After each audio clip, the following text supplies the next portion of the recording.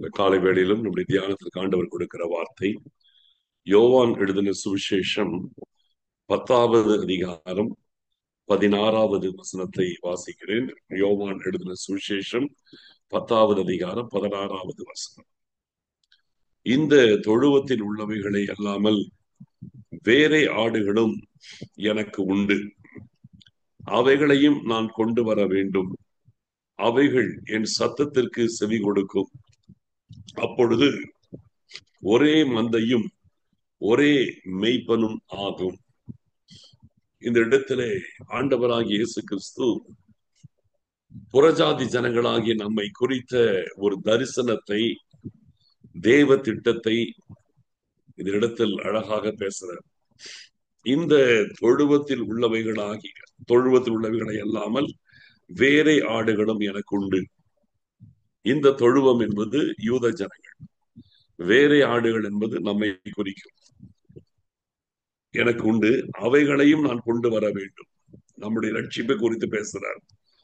அவைகள் என் சத்தத்திற்கு செவி கொடுக்கும். நம்மை குறித்து எவ்வளவு நம்பிக்கையோடு பேசுறாரு பாருங்க. அவைகள் என் சத்தத்துக்கு செவி கொடுக்கும். அப்பொழுது ஒரே மந்தையும் ஒரே மெய்ப்பனும் ஆகும். இந்த இடத்தில் புறஜாதி ஜனங்களாகிய நம்முடைய ரட்சிப்பை குறித்து, நாம் அவருக்கு செவி கொடுப்போம் என்பதை குறித்து ஆண்டவர் எவ்வளவு தெளிவாய் இந்த இடத்திலே தீர்க்க தரிசனமாக முன்னறிவித்திருக்கிறதை பார்க்க முடிகிறது.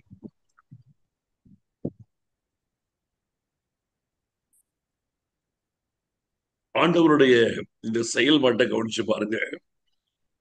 இந்த இடத்தில் அவர் ஒரு புதிய காரியத்தை, இதை அவர் சொல்லும் பொழுது எத்தனை பேர் அதை புரிந்து கொண்டாங்கன்னு சொல்ல முடியாது. நிச்சயமாய் இந்த வார்த்தையை அவர் சொல்லும் பொழுது அங்க இருந்தவங்க அதை புரிஞ்சிருக்கிறதுக்கு வாய்ப்பே கிடையாது. ரொம்ப கஷ்டம். ஏன்னா புறஜாதிகளுடைய ரட்சிப்பு என்பது அந்த நாட்களிலே ஒருவராலும் ஏற்றுக்கொள்ளப்பட முடியாத ஒன்றா இருந்தது. பேதுருவை ஆண்டவர் கொர்நேலி வீட்டுக்கு அனுப்புறதற்கு அவர் எவ்வளவு சிரமப்பட வேண்டியதா இருந்தது. அவருக்கு ஒரு தரிசனத்தை காண்பித்து எல்லாவற்றையும் அடித்து புசி என்று சொல்ல, ஆண்டவரை தீட்டு மறுவருப்பமானதை நான் புசிக்க மாட்டேன் என்று பேதுரு நிராகரிக்க, அதன் பிறகு ஆண்டவர் அவரை ப்ரிப்பேர் பண்ணி அவரை அனுப்புறாரு. அதே போல பவுலை கர்த்தர் புறஜாதிகளின் நடுவில் அனுப்புவதற்கு எவ்வளவு தூரம் ஆண்டவர் அவரை ரெடி பண்ண வேண்டியதா இருந்துச்சு. அப்போ புறஜாதிகள் மீட்கப்படுவார்கள் என்கிறது ஒரு பெரிய ரகசியமாகவே அவர்களுக்கு காணப்பட்டது. புறஜாதி ஜனங்களை யூத ஜனங்கள் ஒருபோதும் அவர்களை ஒரு மனுஷனாகவே கன்சிடர் பண்ணல. அதனாலே புறஜாதிகளின் ரட்சிப்பு என்பது அவருடைய கண்களுக்கு மறைக்கப்பட்டிருந்துச்சு. ஆனா அந்த காலகட்டத்திலேயே இயேசு கிறிஸ்து இந்த விஷயத்தை பேசுறாரு. இந்த தொழுவத்தில் உள்ளவைகளை அல்லாமல் வேறே ஆடுகளும் எனக்கு உண்டுங்கிறாரு. அப்ப ஆண்டவருடைய தரிசனம் பாருங்க. அன்றைக்கே அவர் சிலுவையில் மரிப்பதற்கு முன்பதாகவே புறஜாதி ஜனங்களை குறித்த தன் தரிசனத்தை அவர் வெளிப்படுத்தி இருக்கிறார்.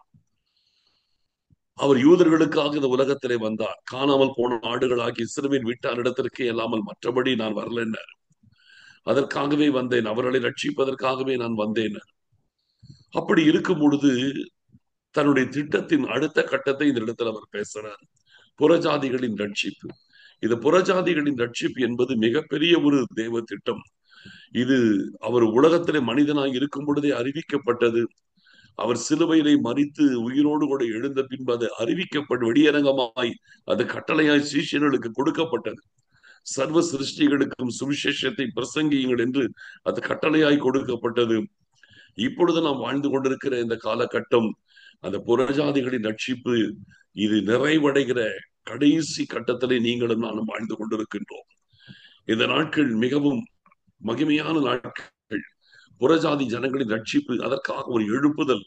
புறஜாதி ஜனங்களை கர்த்தர் ரட்சித்து தம்முடைய வருகையை அவர் வெளிப்படுத்துவதற்கான மிக கடைசி காலகட்டத்திலே நீங்களும் நானும் வாழ்ந்து கொண்டிருக்கின்றோம். இந்த நாட்களிலே தெய்வ பிள்ளைகளாகி நீங்களும் நானும் எப்படி ஆண்டவர் ஒரே மந்தையும் ஒரே மெய்ப்பனமாக மாறும் என்று சொல்லி அன்றைக்கே தன்னுடைய தரிசனத்தை எவ்வளவு தெளிவாய் அவர் வெளிப்படுத்தி இருக்க, இந்த கடைசி காலத்திலே புறஜாதி ஜனங்களில் மீட்கப்பட்ட நாம் புறஜாதி ஜனங்களின் ரட்சிப்புக்காக எவ்வளவாய் நாம் பிரயாசப்பட வேண்டியதாய் இருக்கிறது. இந்த நாட்களிலே சொல்லுகிறேன், நாம் எல்லாருமே சொல்லுகிறேன், தனிப்பட்ட விதத்தில் இந்த துதி நேரத்தில் மாத்திரமல்ல, எல்லா நேரத்திலுமே புறஜாதி ஜனங்களின் ரட்சிப்பு, நம்முடைய தேசத்து ஜனங்களின் ரட்சிப்பு, உலகம் முழுவதிலும் இருக்கிற ஜனங்கள் மீட்கப்பட வேண்டும். இந்த காரியத்திலே நாம் ஒவ்வொருவரும் கரிசனை உள்ளவர்களாய், தரிசனம் உள்ளவர்களாய், ஆண்டவருடைய பாரத்தை சுமக்கிறவர்களாய் நாம் இருக்க வேண்டும். நம்ம ஜெபிக்கிறோம், ஆனா நம்முடைய ஜெபத்தில உண்மையான ஒரு பாரம், உண்மையான ஒரு தாகம், உண்மையான ஒரு நோக்கம் நமக்குள்ளே இருந்து வெளிப்பட வேண்டும். ஏன்னா இது மிகப்பெரிய தேவ திட்டம், மிகப்பெரிய பரம திட்டம், புறஜாதிகளின் நிறைவு என்பது. இந்த காலம் மிகவும் கடைசி காலத்திலே நாம் வாழ்ந்து கொண்டிருக்கிறோம். அதனாலே நம்முடைய ஜெபம், நம்முடைய பிரயாசம் எந்தெந்த விதத்தில் எல்லாம் புறஜாதி ஜனங்கள் ரட்சிக்கப்படுவதற்கு நம்மால் இணைந்து நம்மால் செயல்பட முடியுமோ அந்த அளவுக்கு நாம் செயல்பட வேண்டிய ஒரு காலகட்டத்தில் இருக்கிறோம். இந்த நாட்கள் நீங்கள் மௌனமாய் இருக்கக்கூடிய காலம் இது அல்ல. இந்த நாட்களில் நாம் யாருமே சொல்லுகிறேன் மௌனமாய் இருக்கக்கூடிய காலம் அல்ல. இந்த நாட்களிலே நாம் எழும்பி பிரகாசிக்க வேண்டும். இந்த நாட்களில் அதற்காக நாம் ஆயத்தப்படுத்தப்பட வேண்டும். இந்த நாட்களிலே அதற்காக நாம் ஒவ்வொருவரும் ஆயத்தமாய் இருந்து ஆண்டவர் கொடுக்க போகிற அனுப்ப போகிற மகிமையான அந்த எழுப்புதலின் அபிஷேகத்திலே நாம் எல்லாரும் பங்கு பெற்றவர்களாய் இருந்து நாம் அந்த புறஜாதிகளின் எழுப்புதல், புறஜாதி ஜனங்களின் நடுவிலே கர்த்தர் கொடுக்கிறதான எழுப்புதலிலே நாம் ஒவ்வொருவரும் காணப்படும்படிக்கு நாம் ஒவ்வொருவரும் ஆயத்தமாக்கப்பட வேண்டியதாக இருக்கிறது. இந்த நாட்களிலே முழு இருதயத்தோடு, முழு ஆத்மாவோடு, முழு பலத்தோடு, முழு மனதோடும் நாம் இந்த தேவ திட்டத்தில் நம்ம இணைத்துக் கொள்ள வேண்டும். நமக்கென்று ஒரு திட்டம் இருக்க வேண்டிய அவசியம் இல்லை. ஆனால் இப்படிப்பட்ட பரம திட்டம் வேதத்துல ஆண்டவர் வெளிப்படுத்தி கொடுக்கிற இப்படிப்பட்ட ஒரு பரம திட்டம் ஒண்ணு இருக்குது. இந்த பரம திட்டத்துல நீங்களும் நாங்களும் பங்குள்ளவர்களாய் இருக்க வேண்டும். இதுதான் முக்கியம். ஆண்டவருடைய இந்த பரம திட்டத்திலே நாம் பங்குள்ளவர்களா இருக்கணும். இந்த பரம திட்டத்தில் நாம் ஒவ்வொருவரும் ஐக்கியப்பட்டு இருக்க வேண்டும். இந்த பரம திட்டத்தில் நாம் ஒவ்வொருவரும் செயல்படுகிறவர்களாய் இருக்க வேண்டும். இந்த பரம திட்டத்திற்கு நம்மை ஒப்பு கொடுத்தவர்களாய் இருக்க வேண்டும். அதனால் இந்த நாட்களிலே நம்முடைய ஜெபம் இன்னும் அதிகமா, இன்னும் வாஞ்சையா, இன்னும் தாகத்தோடு, இன்னும் உத்தம இருதயத்தோடு, இன்னும் ஆண்டவருடைய சமூகத்தில் ஆத்மாக்கள் ரட்சிக்கப்பட வேண்டும் என்கிற ஒரே நோக்கத்தோடு நாம் ஒவ்வொருவரும் செயல்பட வேண்டியது அவசியமா இருக்கிறது. இன்னைக்கு நமக்கு எத்தனையோ தேவைகள் இருக்கலாம். நீங்க நினைக்கலாம், எனக்கு எத்தனை தேவை இருக்குது, எனக்கு எத்தனையோ பிரச்சனை இருக்குது, என் குடும்பத்திலையும் கர்த்தர் செயல்பட வேண்டி இருக்குது. என் குடும்பத்துல நிறைய பேர் ரட்சிக்கப்படல, பிள்ளைகள் ரட்சிக்கப்படல, பெற்றோர் ரட்சிக்கப்படல, கணவன் ரட்சிக்கப்படல, மனைவி ரட்சிக்கப்படல. நீங்கள் அறிந்திருக்கிறீர்கள், உங்கள் பாரத்தை நீங்கள் சுமக்கிறீர்கள். நான் ஒன்று சொல்றேன், நீங்கள் இதையும் தாண்டி ஆண்டவருக்கு என்று அவருடைய பரம திட்டத்தில் உங்களை இணைத்துக் கொண்டால் உங்கள் வீட்டில் நடக்க வேண்டியதான ரட்சிப்புகள் எல்லாம் தானாய் நடக்கும். உங்கள் குடும்பத்தில் நடக்க வேண்டிய ரட்சிப்புகள் எல்லாம் தானாய் நடக்கும். நம்முடைய பாரத்தை ஆண்டவர் பார்க்கிறார், நம்முடைய நோக்கத்தை ஆண்டவர் பார்க்கிறார். நம்ம என்னைக்குமே ஆண்டவருடைய விஷனில் நம்ம இருக்கணும், ஆண்டவருடைய தரிசனத்தில் இருக்கணும். ஆண்டவருடைய தரிசனம் பாருங்க, இந்த தொழுவத்தில் உள்ளவைகளை இல்லாமல் வேற ஆடுகளும் என்னிடத்தில் உண்டுகிறார், எனக்கு உண்டுகிறார். அப்போ ஆண்டவருடைய தரிசனம் இன்னைக்கு உலகளாவிய புறஜாதிகளின் எழுப்புதல், உலகளாவிய புறஜாதி ஜனங்களின் ரட்சிப்பு, உலகளாவிய புறஜாதி ஜனங்கள் ஆண்டவருக்கு என்று மந்தை மந்தையாய் சேர்க்கப்பட வேண்டிய ஒரு காலம். அப்படிப்பட்ட ஒரு காலத்திற்குள் நீங்களும் நானும் வாழ்ந்து கொண்டிருக்கின்றோம். தேவனாகிய கர்த்தர் இந்த நாட்களிலே அதற்கென்று நாம் ஒவ்வொருவரையும் பயன்படுத்துகிற ஒரு நேரத்திற்குள் நாம் இருக்கிறோம். ஆயத்தமாக்கப்பட வேண்டும், நாம் ஆயத்தமாகணும், ஆயத்தப்படுத்தப்பட வேண்டும். புறஜாதிகளின் ரட்சிப்புக்காக நாம் ஒவ்வொருவரும் செயல்படுகிறவர்களாய் ஆண்டவருக்காய் நாம் ஒவ்வொருவரும் எழும்ப வேண்டியதாய் இருக்கிறது. எல்லாம் நம்முடைய இருதயங்கள் இந்த நாட்களில் அதற்காகவே நாம் ஆயத்தப்படுத்த வேண்டும். நம்முடைய ஜெபத்திலும், வேதத்தை தியானிக்கிறதிலும், நம்மை பரிசுத்தப்படுத்துகிறதிலும், அதே நேரத்தில் ஆத்தும பாரத்தோடு ஜெபிக்கிறதிலும் நாம் எல்லாரும் ஆண்டவருக்கு முன்பாய் நாம் காணப்பட வேண்டியதாக இருக்கிறது. ஆண்டவருடைய சமூகம் நம்மோடு கூட எவ்வளவுக்கு எவ்வளவு இருக்கிறதோ அந்த அளவுக்கு ஆண்டவருடைய மகிமை வெளிப்படுகிறதா இருக்கிறது. ஆண்டவருடைய சமூகத்தில் நாம் ஒவ்வொருவரும் எழும்பி பிரகாசிக்க வேண்டும். ஆண்டவருடைய வல்லமை ஒவ்வொருவருக்குள்ளும் மகிமையாய் வெளிப்பட வேண்டும். ஆண்டவருடைய கிருபை ஒவ்வொருவருக்குள்ளும் இருந்து மகிமையாய் விளங்க வேண்டும். நம்ம எல்லாரும் ஆண்டவருக்கு முன்பாக மகிமையான காரியத்தை செய்யும்படி கர்த்தர் நம்மை கொண்டு செய்ய வேண்டும் என்று கர்த்தர் விருப்பம் உள்ளவராய் இருக்கிறார். நம்ம எல்லாருமே இந்த நாட்களிலே தேவ சமூகத்தில் அதற்காக இதுவரைக்கும் நமக்குள்ள தரிசனம் இல்லாவிட்டால் இன்றைக்கு அந்த தரிசனத்தில் ஆழமாய் நில்லுங்கள். ஆண்டவர் எப்படி நம்மளை டிராவல் பண்ண வைக்கிறாரோ அந்த ட்ராக்ல நம்ம டிராவல் பண்ணணும். ஆண்டவர் நம்மை குறித்து என்னத்தை எதிர்பார்க்கிறாரோ அந்த எதிர்பார்ப்புக்கு நாம் உள்ளானவர்களாய் நாம் இருக்க வேண்டும். அதனால இந்த நாட்களிலே நம்முடைய முழு இருதயமும் முழு ஆத்மாவும் முழு பலமும் முழு மனமும் ஆண்டவர் புற ஜாதிகளை கூட்டி சேர்க்கிறதிலே கவனமாய் இருக்கிறதுனாலே அதிலே கண்டிப்பாக ஒவ்வொருவரும் உங்களை இணைத்துக் கொள்ளுங்கள். ஏன்னா கிறிஸ்தவ வாழ்க்கை என்பது மிகவும் அற்புதமானது, அதிசயமானது. இது கிறிஸ்தவ வாழ்க்கை ஆண்டவருடைய பாரத்தை சுமக்கக்கூடியது. இதுல வேற எதற்கும் இடமே கிடையாது. ஏன்னா இந்த வார்த்தை சொல்றேன்னா, இந்த கடைசி காலத்திலே பிசாசானவன் சபையை வேறு விதங்களிலே திசை திருப்புகிறதற்கு பிரயாசப்படுகிற காலத்தில் இருக்கிறோம்.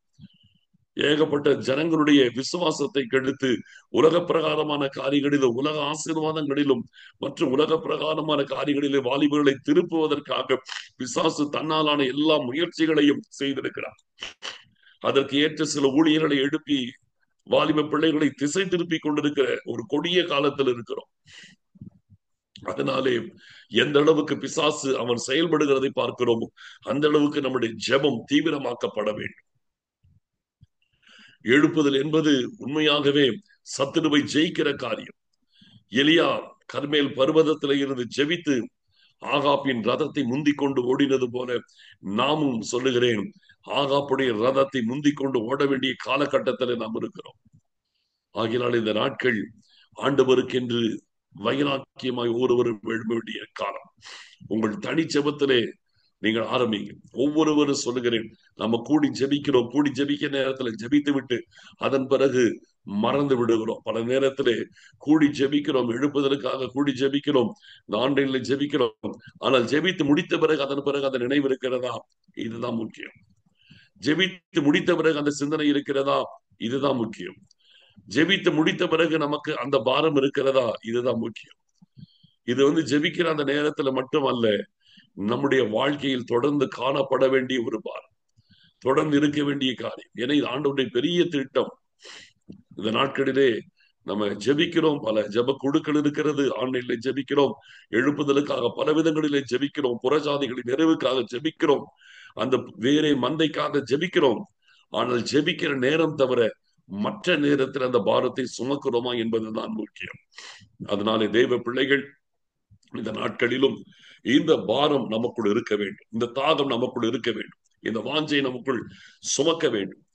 என இது ஆண்டவருடைய பாரம். அவர் இந்த உலகத்திலே மனிதனாய் இருக்கும் பொழுதே சொல்லி வைத்து விட்டார், இந்த தொழுவத்தில் உள்ளவைகளை அல்லாமல் வேறே ஆடுகளும் எனக்கு உண்டு, அவைகள் என் சத்தத்திற்கு செவி கொடுக்கும், அவைகளையும் நான் கூட்டி சேர்க்க வேண்டும், அப்பொழுது ஒரே மந்தையும் ஒரே மெய்ப்பனும் ஆகுங்கிறார். அந்த ஒரே மெய்ப்பன் கையிலே எல்லாரும் கூட்டி சேர்க்கப்பட வேண்டும். அதற்காக இந்த நாட்களிலே நாம் ஜெபிப்போம், ஆயத்தமாவோம், கர்த்தரை நோக்கி பார்க்கலாம். ஸ்தோத்திரம் ஆண்டவரே, எங்கள் அருமையான பரிசுத்தமுள்ள பிதாவே, உமக்கு நாங்கள் நன்றி செலுத்துகிறோம் அப்பா. சோத்தரிக்கிறோம் சோத்தரிக்கிறோம் சோத்தரிக்கிறோம், உமக்கு நாங்கள் நன்றி செலுத்துகிறோம் ஆண்டவரே. உமக்கே மகிமை, உமக்கே சோத்திரம். உம்மை மகிமைப்படுத்துகிறோம் அப்பா, உம்மை மகிமைப்படுத்துகிறோம். இந்த பாரத்தை எங்கள் இந்த காலை வேளையில எங்கள் உள்ளத்திலே கர்த்தர் விதைத்துக் கொண்டிருப்பதற்காக சோத்திரம். புறஜாதிகளின் நிறைவுக்காக எங்கள் ஆண்டவருடைய பாரம் எங்கள் ஒவ்வொருவருக்குள்ளும் தேவரே நீங்க விளங்க பண்ணி கொண்டிருப்பதற்காக சோத்திரம். ஆண்டவரே, நாங்கள் எப்பொழுதும் இந்த பாரத்தை சுமக்கிறவர்களாய் இதே எண்ணத்தோடு, இதே பாரத்தோடு, இதே தரிசனத்தோடு நாங்கள் எப்பொழுதும் காணப்படத்தக்கதாய் கர்த்தர் கிருபை செய்யுங்கப்பா. வேறே சிந்தனையுள்ள ஒவ்வொரு கிறிஸ்தவர்களையும், ஒவ்வொரு ஊழியர்களையும், ஒவ்வொரு விசுவாசிகளையும் ஆண்டவர் மாற்றும்படியாக உடைய சமூகத்தில் வருகிறோம், உடைய கரத்தில் ஒப்புக் கொடுக்கிறோம். ஆண்டவரே, இதே பாரத்தோடு ஒவ்வொருவரும் ஓட கர்த்தர் உதவி செய்யுங்க. எங்களை தாழ்த்தி அர்ப்பணிக்கிறோம். மகிமைப்படுங்கப்பா. சோத்திரம், துதி, கன, மகிமை யாவும் நாங்கள் உமக்கு செலுத்துகிறோம். இயேசு கிறிஸ்துவின் மூலம் ஜெபிக்கிறோம் நல்ல பிதாவே, ஆமென். என் ஆத்துமாவே கர்த்தரை சோத்திரி, என் முழு உள்ளமே அவருடைய பரிசுத்த நாமத்தை சோத்திரி. என் ஆத்துமாவே கர்த்தரை சோத்திரி, அவர் செய்த சகல உபகாரங்களை மறவாதே. ஆம்.